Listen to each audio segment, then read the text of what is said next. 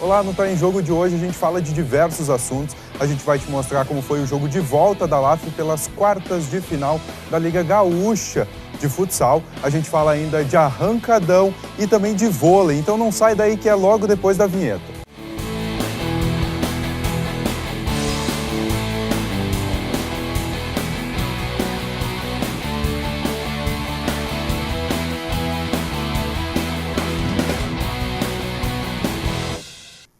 Olá, boa noite, seja muito bem-vindo. Está começando agora mais uma edição do Tá em Jogo ao vivo pelo canal 15 da NANT Lajeado, também pelo 15 da Brasrede em Arroio do Meio, e você ainda pode nos assistir ao vivo pelo univates.br/TV ou na nossa fanpage facebook.com/TV Univates. Lembrando que pelo Facebook você pode interagir com a gente, manda sua pergunta, manda um abraço, se quiser, também aqui para os nossos convidados, e desde já eu quero receber eles. Seja muito bem-vindo, Márcio, está aí representando o Campeonato Independente Estadual de Vôlei. Isso.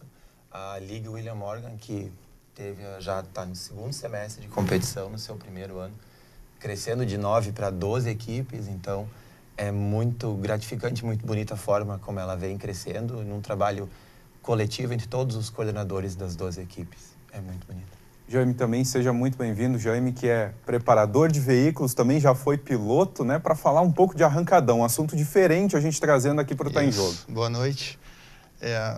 Vamos falar sobre os campeonatos, né?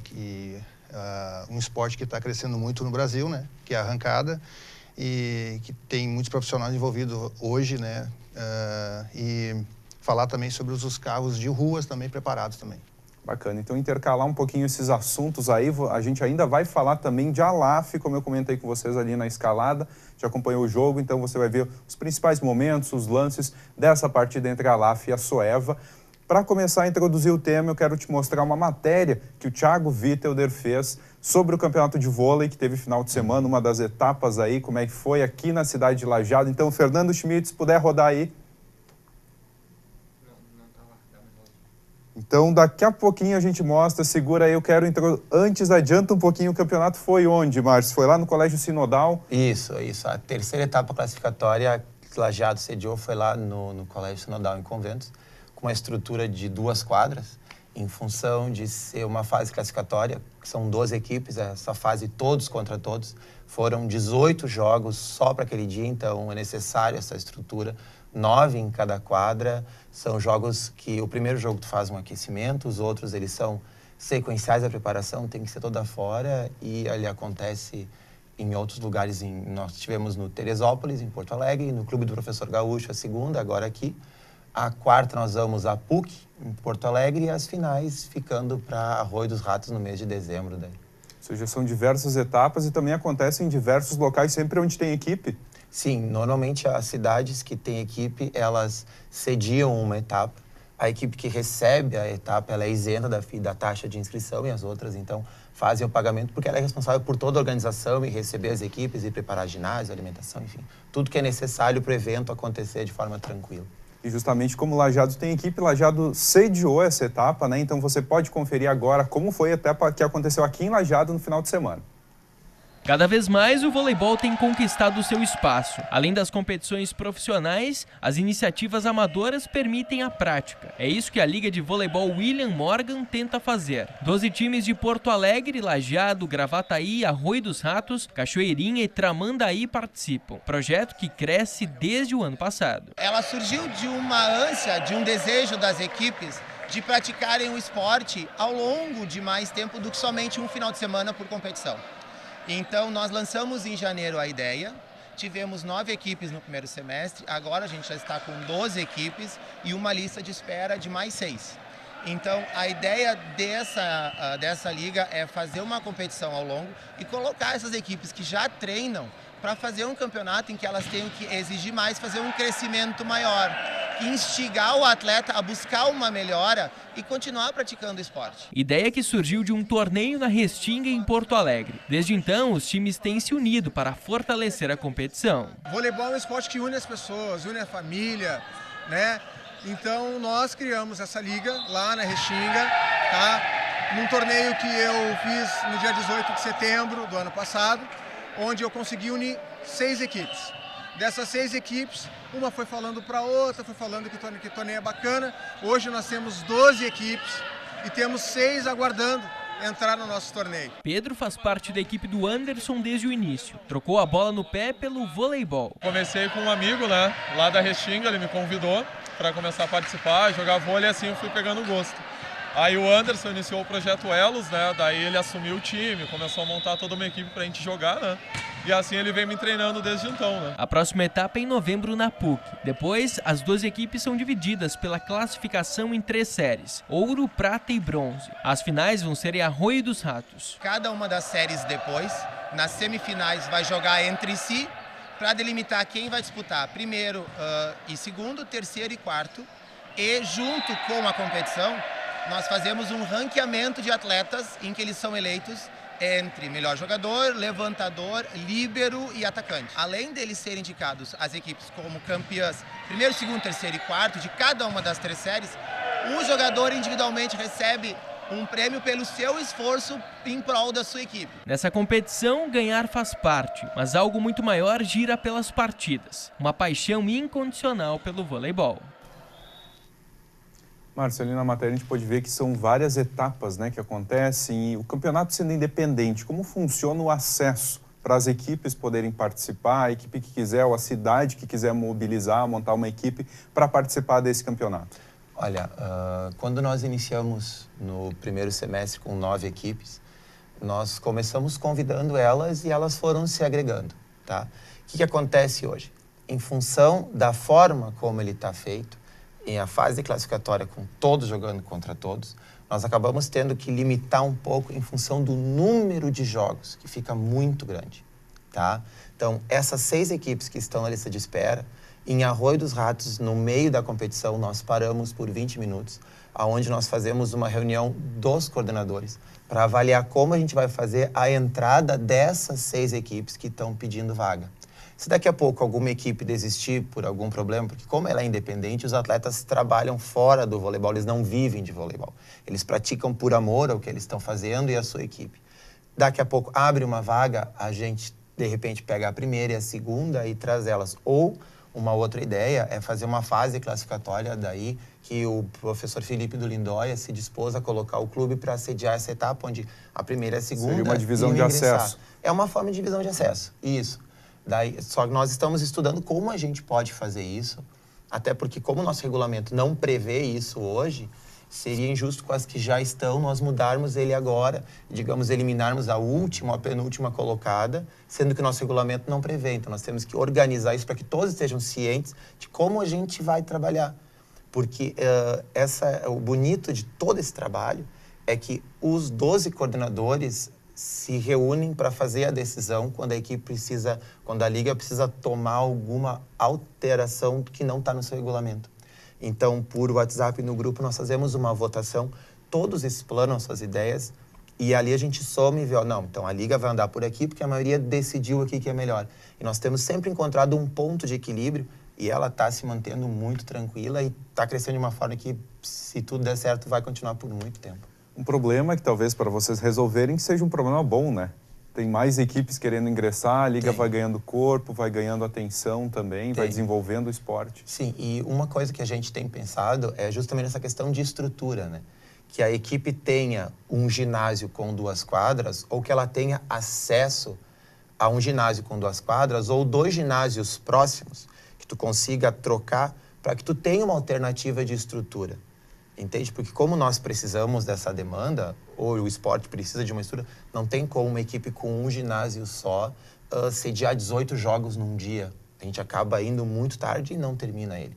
Então é necessário todo esse processo. Por isso que a gente tem um cuidado agora na reunião, nós já estamos discutindo isso desde que nós fizemos do mês de agosto, quando iniciou a primeira etapa no Teresópolis, como nós vamos fazer com as novas que estão pedindo vaga.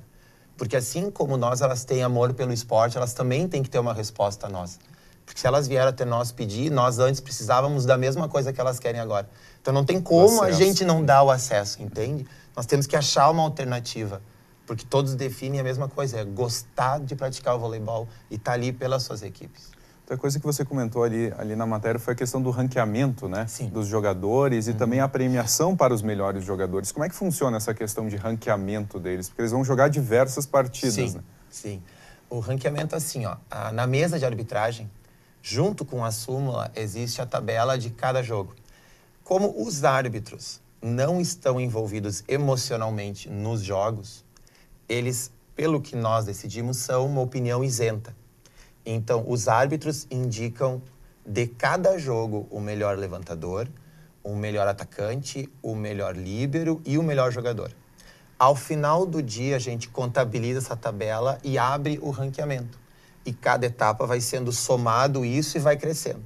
Quando for dividido em série ouro, prata e bronze, aqueles jogadores que foram para ouro pegam os seus ranqueamentos e vão lá. Independente se a sua equipe fique em primeira, segunda, terceira ou quarta, ele vai ser o destaque, porque ele teve ao longo do campeonato todo um esforço para merecer o que ele vai receber de prêmio individual.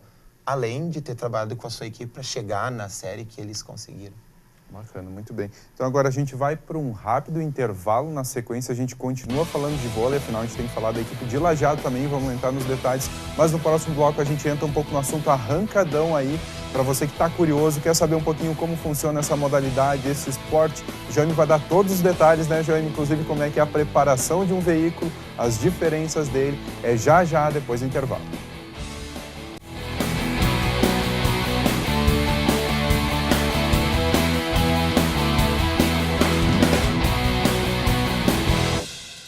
Tem jogo de volta aqui pela TV Univates, canal 15 da NET Lajeado, 15 da Brasrede em Arroio do Meio, univates.br/TV, e você ainda pode nos assistir pelo facebook.com/TV Univates, onde você pode mandar uma pergunta para os nossos entrevistados. E já mudando agora um pouquinho de assunto, acabamos de falar de vôlei no bloco anterior, vamos entrar um pouquinho no assunto arrancadão. Jaime, primeiro o assunto básico, a dúvida básica, diferenças de um veículo normal e de um veículo que vai participar de uma competição de arrancadão. Na verdade, a arrancada é o que mais aproxima de um carro de rua, no caso, o início de um carro preparado, enfim. Como tem várias categorias, eu falo isso em campeonatos, né? Então, quem vai assistir vai ver carros de rua, carros esteticamente assim muito parecido com um carro de rua, mas é só aparência, né? Porque além dos itens de segurança, existe todo um trabalho de estrutura, de suspensão, de preparação da parte mecânica de performance de um carro, né? Então tem todo um trabalho, então fica só na estética do carro, né? Mas só o que acontece? O pessoal de rua que vê os carros, o pessoal que vê os carros na rua consegue ligar, eu tenho um carro parecido com esse, o meu carro é igual ao do fulano, né? Então, e é uma modalidade hoje onde é que tem maior número de carros competindo no país, né? A arrancada, por exemplo, tu pegar uma prova oficial de VP Series, chega a ter 120 carros inscritos, né?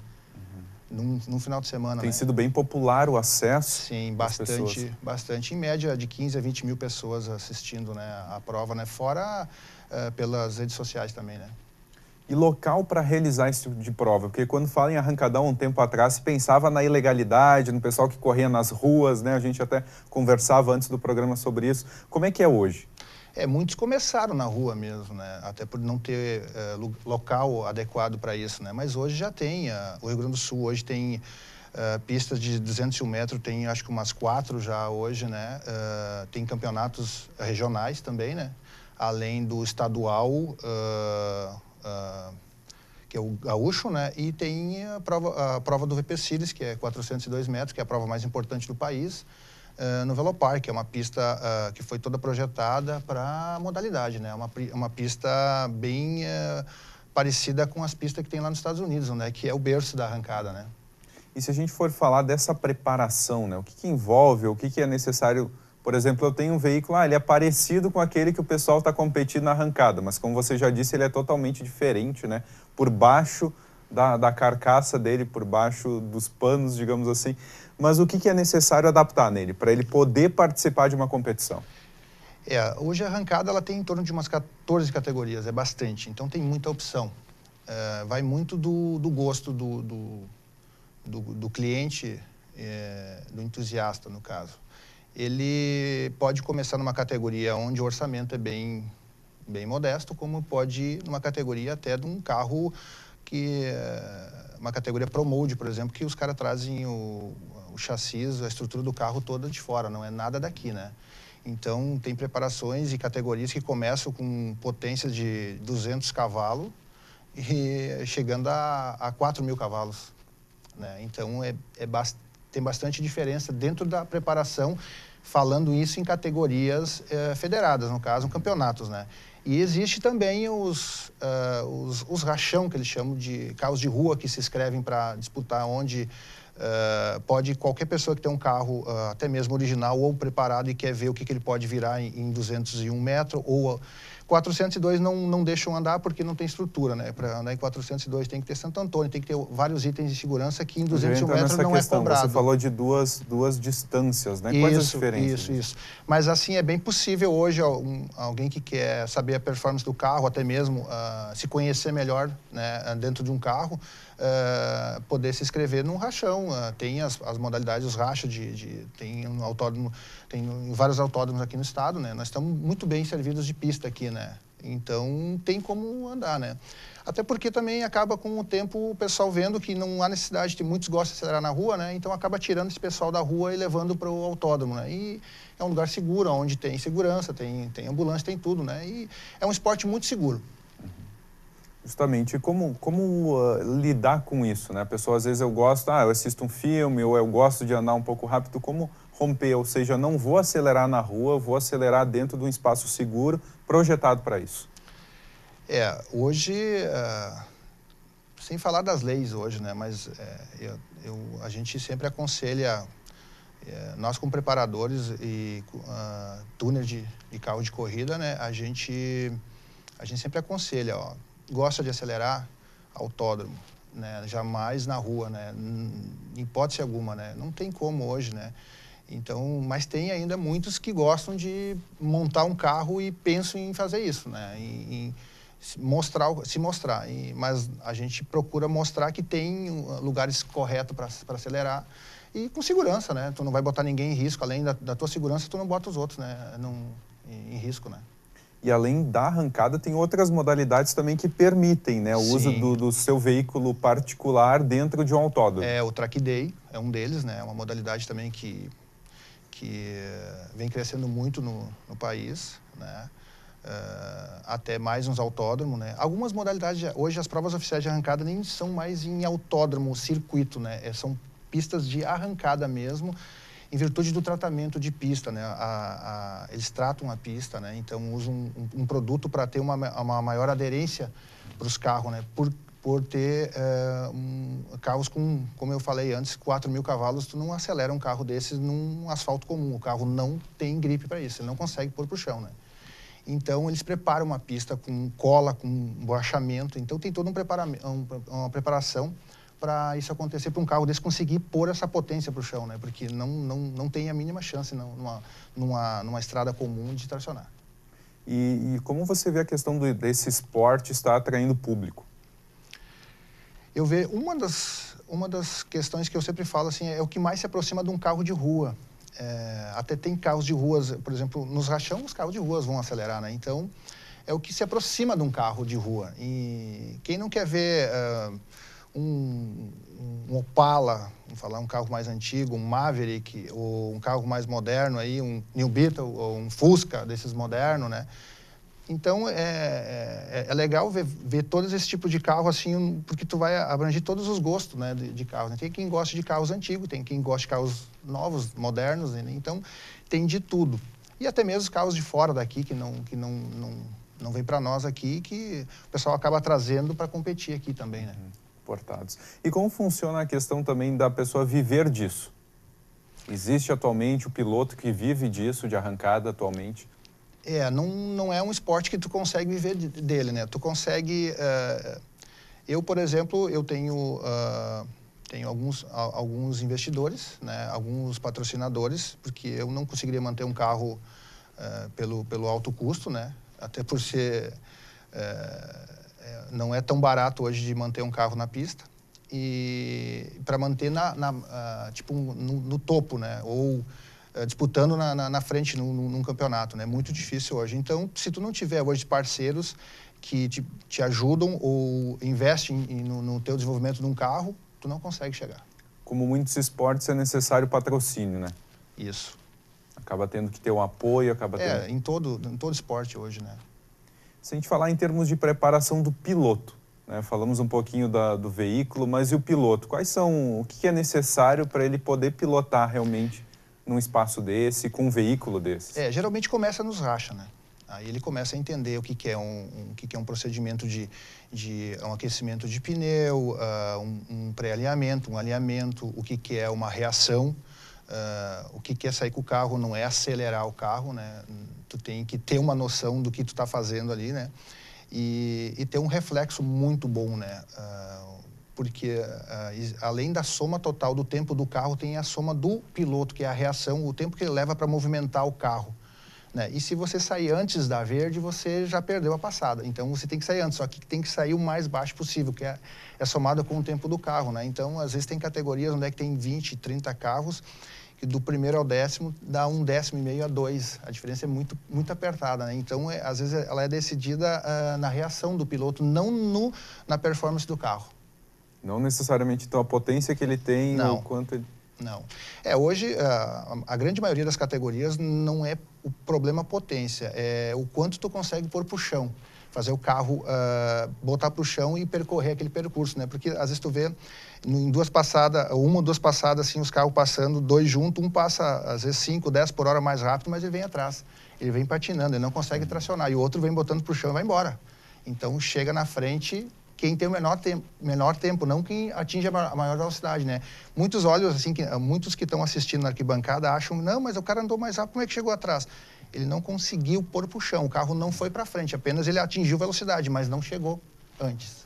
Interessante. Então, diversas coisas envolvidas. Muito. Agora, antes a gente vai para um rápido intervalo, mas antes do intervalo, quero te mostrar como foi o jogo da LAF lá em Venâncio Aires, no poliesportivo, contra a Soeva. Lembrando que a LAF perdeu o jogo de ida das quartas de final do estadual aqui em Lajeado por 4-2 e agora em Venâncio Aires, mais uma derrota 2-0.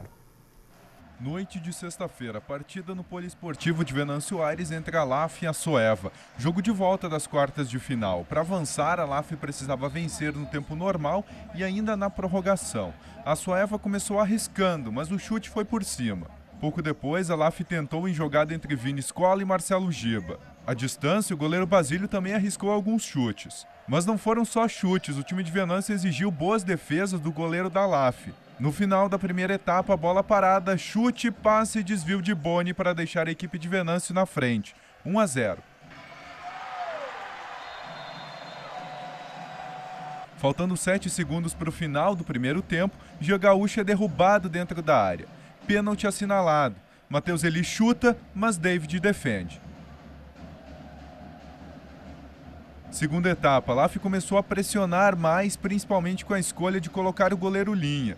Faltando 3 minutos para o final, a LAF no ataque, mas erro de passe. Boni aproveita a oportunidade e amplia de longe.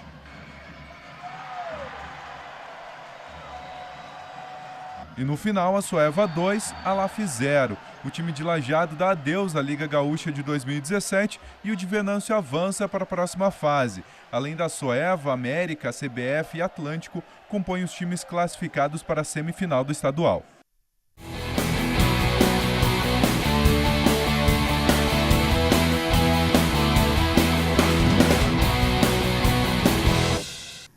Em jogo de volta aqui pela TV Univates, lembrando que você pode participar com a gente, pode mandar uma pergunta para os entrevistados sobre vôlei, sobre arrancada, enfim, manda a tua pergunta aí pelo facebook.com/TV Univates na transmissão ao vivo, coloca lá no comentário que a gente vai estar lendo aqui, repassando para eles. Quero mandar um abraço para o Fabiano Potter e Anderson Oliveira Martins Santos, que estão acompanhando também o programa, mandaram aqui mensagem, um abraço para vocês, obrigado pela sintonia.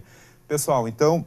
vamos retomar um pouquinho a questão do vôlei aí, a gente já retoma também a questão do arrancadão, vamos dar uma intercalada aí, falando do vôlei da Liga. Então, importância de estar trazendo essa modalidade, esse esporte para Lajeado. Parte masculina, levando em conta que no estado não existe, né, uma liga oficial que invista ou que trabalhe nisso, está fazendo uma liga independente, está fortalecendo isso. Hoje no estado, o que nós temos? Nós temos o Canoas representando na Liga Nacional. Nós temos um grande campeonato que é o Municipal de Porto Alegre, que acontece uma vez ao ano, agrega muitas equipes, tá? E nós temos daí campeonatos individuais que acontecem num final de semana e terminam naquele final de semana mesmo. Ao longo, um maior, com o período todo, no masculino, são muito poucos, ou quase nenhum, digamos assim. Ou que envolva todo o estado. Que envolva todo o estado. O feminino tu encontra mais. Tu encontra na área de Caxias, em Porto Alegre tem as veteranas do Vale Master que jogam há anos, uma liga delas. Então, um feminino vem. O próprio estadual, tu encontra o Avates só no feminino. Eles tinham masculino há alguns anos, hoje eles não têm mais. Uma prova de que o masculino perdeu toda a força que ele também tinha. Embora nós temos jogadores até na seleção brasileira, como o próprio Lucão. Ou seja, o estado é um berço de bons jogadores no masculino e no feminino, né? E a liga, ela veio para pegar esta ânsia desses praticantes do esporte e agregar eles de novo num campeonato ao longo, instigando cada um a buscar melhorar de uma etapa para outra. Porque quando tu faz um jogo de 2-0, tua equipe soma 3 pontos. Quando tu ganha de 2-1, tu faz 2 pontos ao vencedor e 1 ao perdedor. Então, até mesmo aquele que se esforçou para ganhar um set e levar o jogo ao tie-break, recebe também o mérito pelo seu esforço. E esses pontos aí que as equipes vão somando. Daí depois tem a diferença de sete, saldos, esse tipo de coisa para dividir caso ocorra algum empate. Mas tu acaba tendo sempre o mérito do esforço coletivo na parte da pontuação. E aí tu mantém elas no ritmo de jogo e no ritmo de querer melhorar e de estar se preparando cada vez mais para essa competição e honrar o seu time, o esforço do seu companheiro, o seu treinador, as famílias que vêm torcer, as pessoas que acompanham lá e que vêm fazer toda a parte lá de apoio e toda a preparação que envolve esse esporte. E se a gente for falar da equipe de Lajeado? Tá. A nossa equipe hoje, o Scherer Tour Homem Tocha, ela surgiu faz 1 ano e meio por um convite de 2 colegas do time de Arroio do Meio, do time misto, o Rantaro e o Jason, que vieram falar comigo para jogar este Municipal de Porto Alegre. E daí lá nós começamos a encontrar jogadores que tinham vontade de fazer isso e de participar desse Municipal. E era, a princípio, depois do Municipal, encerrar. Quando nós voltamos do Municipal, a decisão da Topic não, a equipe vai continuar. Para nossa surpresa, logo depois, o professor Anderson do Elos, que apareceu na matéria, fez um convite para nós irmos à Restinga, jogar um campeonato lá. Lá nós encontramos o Elos, o Royals, o pessoal do SUHV de Arroio dos Ratos, nós e mais 2 equipes. E ali nós começamos a pensar essa questão e ela foi amadurecendo. Nós tivemos um campeonato em Arroio dos Ratos, eles vieram para cá também no final do ano e nós começamos a fazer isso, nós começamos a abrir então o convite, a falar com as equipes que jogavam o Municipal. E ali foi indo o convite até que em fevereiro o Homem Tocha juntou ali esses 9 e nós estruturamos ela. E a nossa equipe veio se mantendo assim. E ela se chamava, todo mundo pergunta por que Homem Tocha para nós. Não, ela se chamava Um Que Tu Acha, porque nós não tínhamos um nome. Nós somos um campeonato em Teutônia e chegaram em mim, que nome eu coloco? Bota Um Que Tu Acha. Eu, ok. Botei lá, brincadeira com todo mundo. Daí, quando nós estávamos no meio do campeonato, o nosso líbero, na época, o Ronaldo, gritou Homem Tocha porque ele ouvia que seria igual para brincar com outro jogador, o Bruno, que era o jogador de meio, que ficava dizendo para ele, troca o nome que tu tá gritando errado. E ali acabou pegando, por uma brincadeira, acabou pegando o nome do Homem Tocha e a equipe entrou ali. E daí os jogadores vieram vindo, a gente foi encontrando outros atletas que gostavam e que tinham rendimento. E hoje a equipe já conta com, nós estamos com 16 atletas, tendo mais 4 pedindo vaga, tendo que fazer períodos de seleção ao longo do ano, porque é uma demanda grande de gente querendo vir jogar. E hoje o Homem Tocha não é só em Lajeado. Nós temos atletas de Lajeado, atletas de Arroio do Meio, atletas de Venâncio, tivemos atletas de Teutônia e atletas de Estrela na equipe. Então, ele acaba agregando uma equipe regional. Como é que funciona a rotina de treinos também de vocês? Os nossos treinamentos, eles acontecem todo sábado à tarde, das 2 às 5 horas, no ginásio da Escola Castelo Branco. É difícil de tu conseguir um ginásio no final de semana em que a quadra fique à tua disposição. Eu fui aluno da escola, eu voltei lá E eles me reconheceram, então eu conversei com elas disseram não. Como tu começou conosco, eu comecei jogando vôlei lá e a primeira equipe que eu tive acesso a treinamento foi lá junto com o Bira na época, quando o Bira tinha vôlei masculino. Daí eles abriram a escola e nós acabamos nos entendendo. E hoje nós treinamos lá das 2 às 5 da tarde, uma vez por semana, com foco, objetivo, treinamento, um ciclo maior ao longo do ano, 2 ciclos menores por semestre, os menores a cada mês, e o objetivo individual de cada atleta. Então a gente faz o trabalho de fundamento individual, tem a parte de filmagem, onde a gente mostra o erro de movimento, o processo de correção, e ainda temos a parte de estruturação na quadra, com posicionamentos e obstáculos para facilitar o deslocamento ou dificultar um pouco mais, para que na hora da competição ele se sinta melhor, porque ele passou pela adversidade e consegue fazer o processo do jogo melhor. É chatinho o vôlei numa parte, mas depois que tu encaixa, ele vai bem. Além dessa rotina de treinos, temos os jogos também, que vão ser quantos jogos em todo o campeonato? Olha, ao longo do ano, nós viajamos já com o pessoal da Scherer. Nós já fomos, na primeira etapa foram 4, mais 2 idas a Porto Alegre são 6. Até agora tivemos mais 3, já são 9. E nós temos mais 2 ainda, em Porto Alegre e Arroio Aço. Então, ao longo, tirando o Lajeado, são 9 deslocamentos ao longo do ano para Porto Alegre, Encruzilhada, Arroios Ratos. Ano que vem deve de entrar uma etapa em Tramandaí. O pessoal de Gravataí também tem ginásio lá perto, que eles também têm que dar uma procurada para encontrar. Então, ele vai começar a crescer mais. Tem equipes de Capão da Canoa vindo, tem equipes da Serra pedindo já ingresso. Então, nós temos todo um trabalho ali. E atletas, inclusive, de Soledade pedindo para vir jogar. Eu disse, olha, eu até entendo que tu tem vontade de vir jogar, mas como nós voltamos de Porto Alegre às vezes 8, 9 ou 10 horas da noite, se eu tiver que pegar o carro e levar um atleta a Venâncio, eu pego e vou. Agora, pegar um atleta às 10 da noite e levar a Soledade e voltar para na segunda-feira trabalhar, dificulta um pouco, entende? Então, isso também é a relação de que as pessoas têm outros afazeres, têm outras Sim. atividades, outros empregos.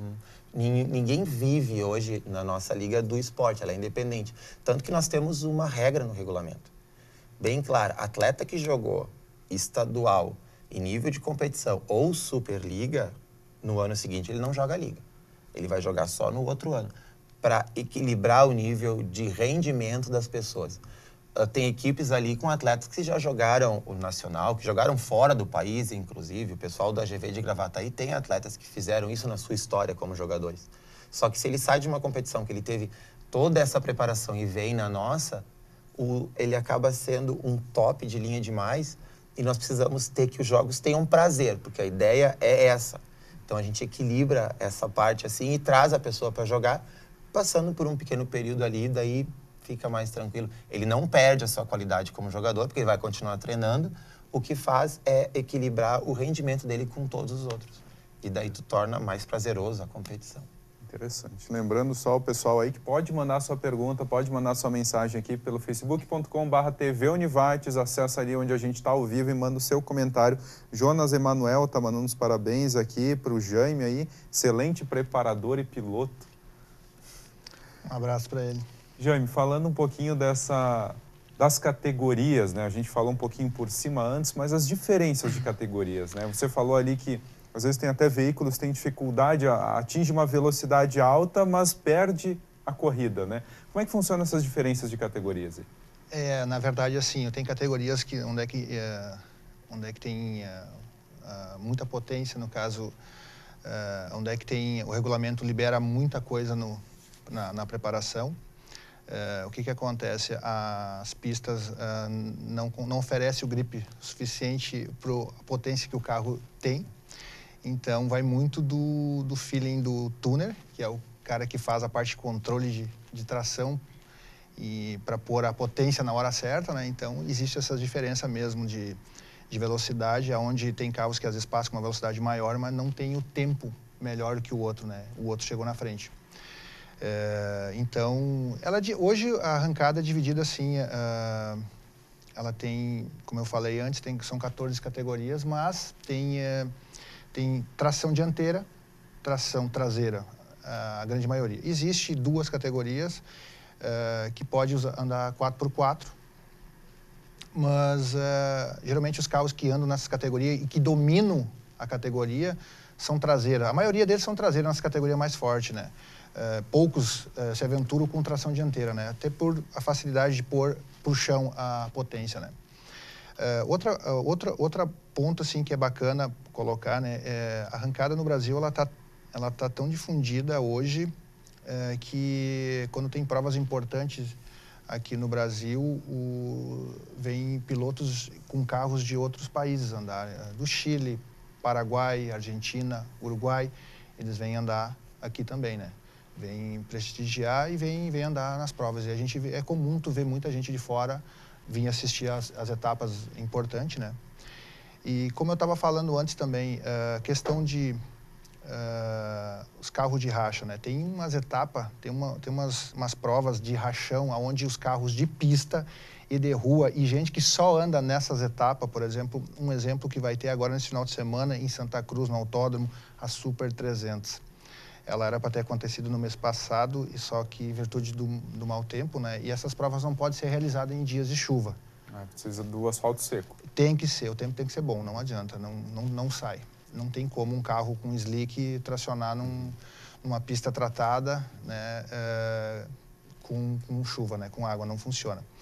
E é uma prova onde tem gente que passa o ano inteiro preparando o carro para andar nela. E é uma prova que quando abre as inscrições em 40, 50 minutos já tranca o sai. Eles começaram com 120 carros na primeira etapa, um dia. A segunda etapa que fizeram também foram 120 carros, sempre esgotou as inscrições. Agora com 200 carros em 2 dias também, em 56 minutos, se não me engano, tinha esgotado todas as inscrições. Tem lista de espera para poder andar nesse final de semana nessa prova aí. Então vem gente de vários locais, vem gente de outros estados andar, tem premiações também, né? E é um rachão com categoria, então tem tração dianteira, tração traseira, aí tem com pneu radial, que é o pneu de rua que a gente usa no dia a dia, né?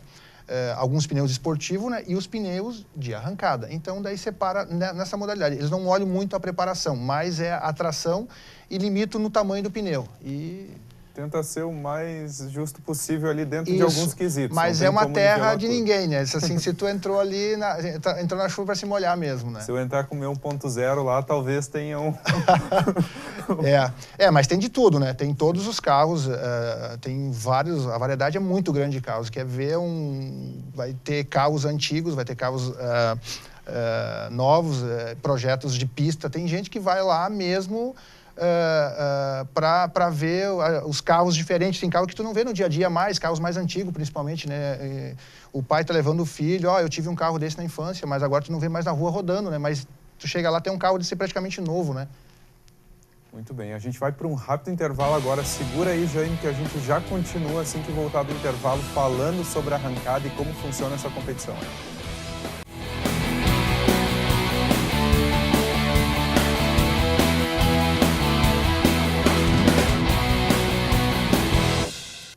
Programa de volta aqui pela TV Univates e hoje diversos assuntos, vôlei, arrancada. Continuando a questão da arrancada, Jaime, a gente estava falando da competição em Santa Cruz, diversos tipos de veículos que pode participar, né?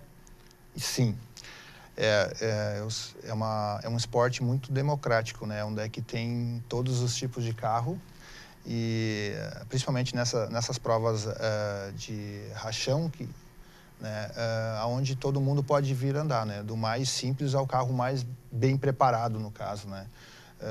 E além desse evento aí tem muitas outras provas também que acontecem no interior, né. Tem várias pistas aqui no interior do estado, onde tem provas, campeonatos regionais. E no meio desses campeonatos tem também as categorias onde é que tem os carros de rua podem andar também, né?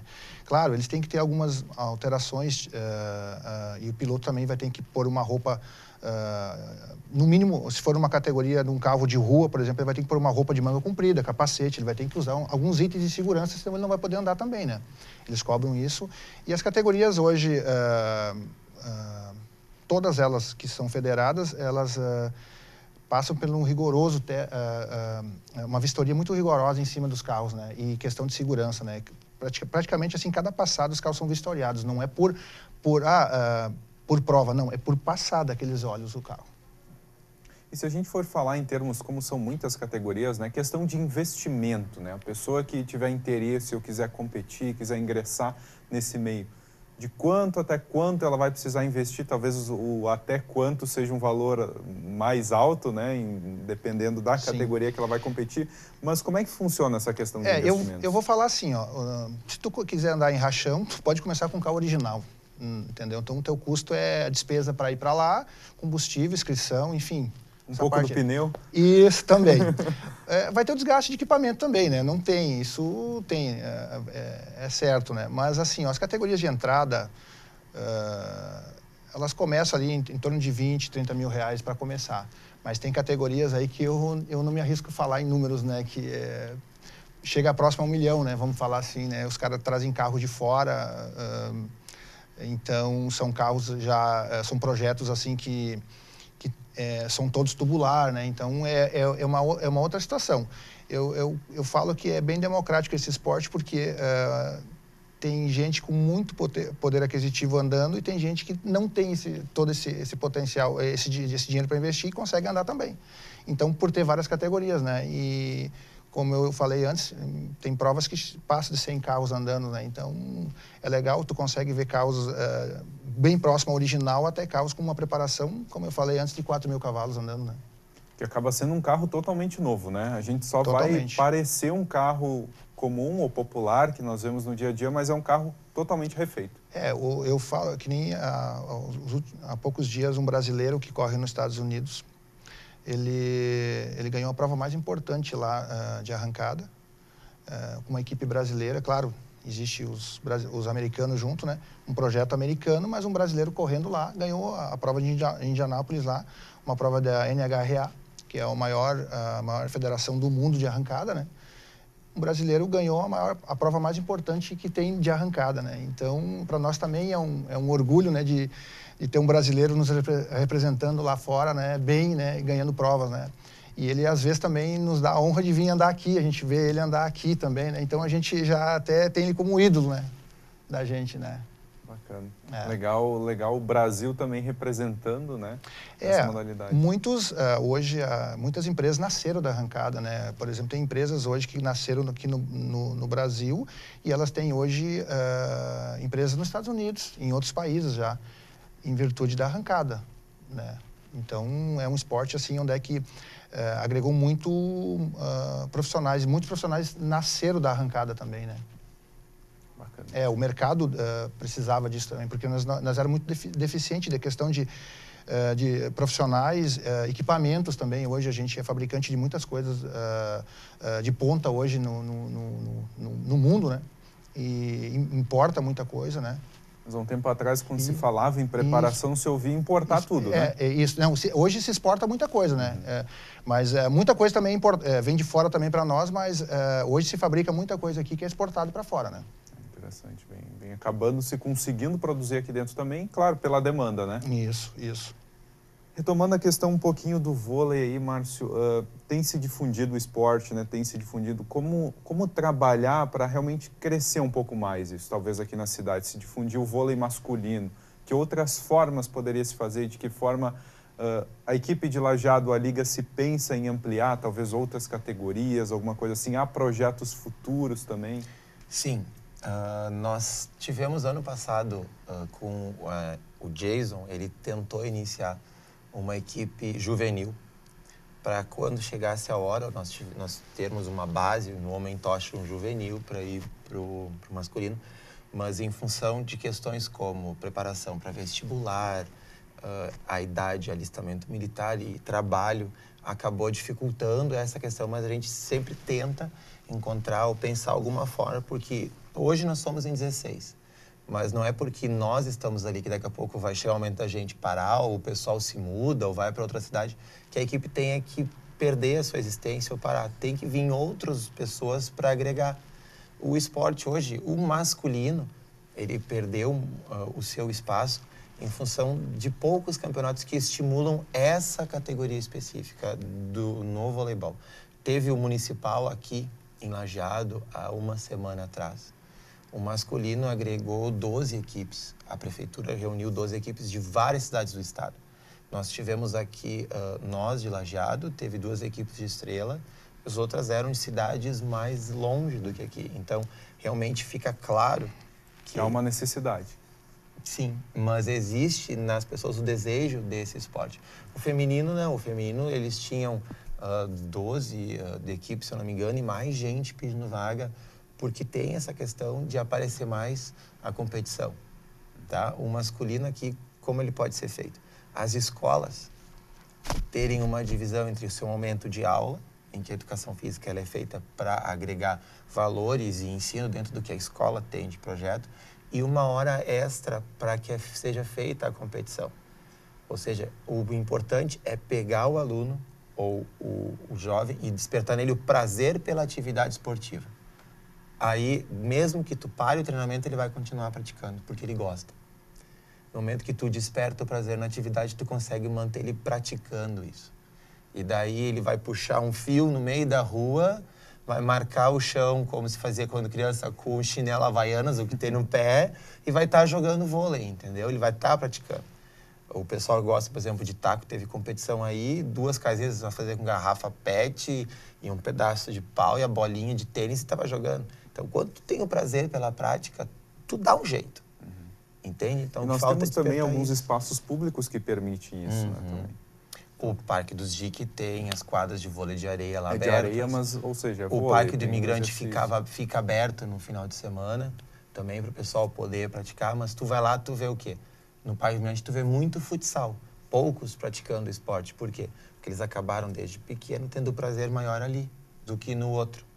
Talvez esse incentivo já nas escolas impulsione um pouquinho. É que o vôlei no começo, ele precisa de um pouco mais de atenção, porque demora um pouco até tu conseguir controlar a bola.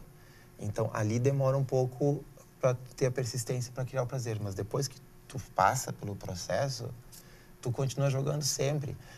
Eu tenho amigas que jogam em Porto Alegre, que foram jogar nos Estados Unidos, o aberto lá. Elas mandaram um vídeo no Face de equipes de senhores masculinos acima de 70 anos jogando.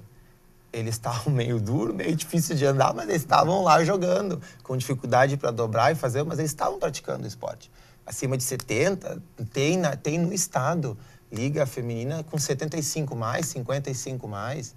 Nós temos aqui em Lajeado a Rosália Leduri e a Clairi Portes, que foram jogar o brasileiro acima de 55 com as gurias de Porto Alegre. Então, se o feminino tem isso, por que o masculino não tem? Se o esporte é aberto a todos, então tem alguma coisa que na hora de trabalhar na base, despertar o prazer do jovem e da criança, tá tendo alguma questão aí que tem que ser reformulada. Daí tu perdeu, por exemplo, o basquete, que nós tínhamos aqui, que hoje também já quase não tem, né? E tu tem os outros esportes. O handebol é um que aqui no nosso estado tu quase não vê, lá para cima tu vê muitas equipes jogando, e as pessoas gostam de praticar. Por quê? Porque tem alguma questão a ser trabalhada quando está crescendo ali e conhecendo o esporte. Ou seja, então, o incentivo é a base de tudo, Sim. né? Isso quando falamos de várias modalidades, como também, né, a arrancada aí, tendo esportes automobilísticos também, né? Que acaba sendo um pouquinho distante, né, Jaime? A questão de pistas, né? Você percebe que há uma necessidade também de um espaço mais regional, mais local? Olha, se isso acontecer, seria muito bom. Até questão de pessoal que gosta de acelerar na rua, enfim, seria bem interessante, porque tu traz ele para a pista, onde é seguro. A gente procura, como preparador, sempre orientar quem tem um carro customizado, que anda na rua, sempre quando tiver vontade de acelerar mesmo, vamos para um autódromo, vamos para uma pista. Hoje tem, todo final de semana tem evento, então não há desculpa para cometer qualquer infração na rua, porque tem hoje locais para isso. Claro, eu acho que a região comportaria bem hoje uma estrutura, uma pista, né, para eventos e, querendo ou não, no cenário nacional seria muito um atrativo para a cidade, porque seria conhecida também por ter um autódromo. Até a gente foi, agora faz uns 3 meses, a gente foi para Tremembé. Eu nunca tinha escutado falar dessa cidade. A gente foi correr numa pista que eles fizeram lá na Speedway. A estrutura que eles construíram lá, a cidade ela é pequena, tem 44 ou 45 mil habitantes, mas a cidade é conhecida, um dos atrativos dela é a pista de arrancada, aonde vem quase todo mundo de vários estados competir. E na prova que nós tivemos lá, deu 160 carros inscritos. E começou na sexta-feira com os treinos, sábado e domingo corrida. Isso gera um público de quantas pessoas?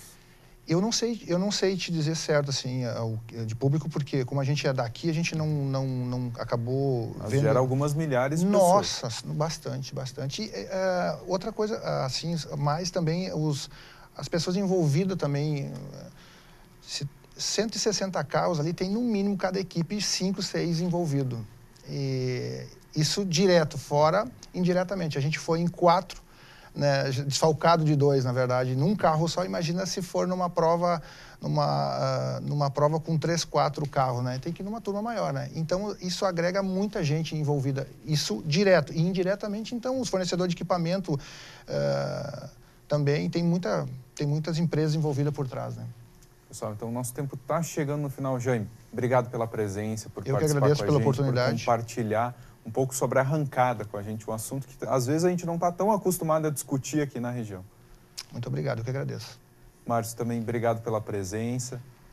Eu que agradeço o convite da gente poder mostrar o trabalho todo que é feito por uma paixão no voleibol. A equipe Sheridan Mentocha hoje, ela está aqui pela liga que está começando e que a gente deseja manter durante muito tempo. O programa de hoje, então, fica por aqui. Obrigado pela audiência, pela companhia. Na semana que vem tem mais uma edição do Tá em Jogo. Então, boa noite. Tchau.